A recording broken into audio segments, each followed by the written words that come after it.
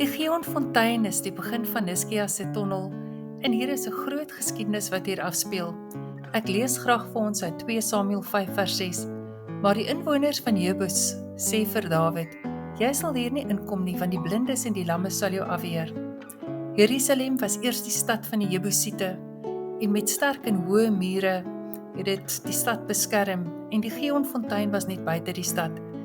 Die inwoners van Jebus het Dawid gespot en gesê dat die stad so goed versterk is, dat selfs die blindes en die krepeles hom kon keer. Maar Dawid het die Here vertrou, en Joab, sy leerowerste, het deur 'n geheime roete van die Gihonfontein die stad binnengedring.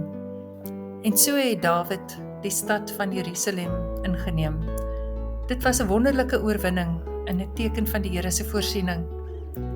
Later is Salomo, Dawid se seun, ook hierso gesalf as koning.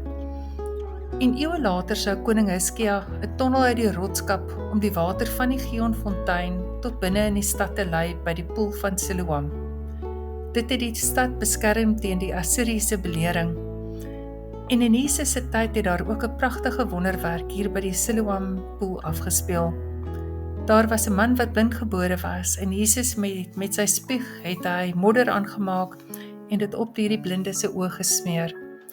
En Jesus het hom gestuur om sy oë te gaan was in die bad van Siloam.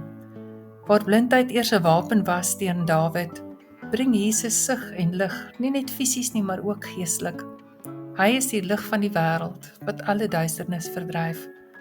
Die Here werk deur die geskiedenis in die plekke om sy planne te openbaar. Wat eens 'n hindernis of 'n instrument van spot was, word nou 'n plek van seën en lig.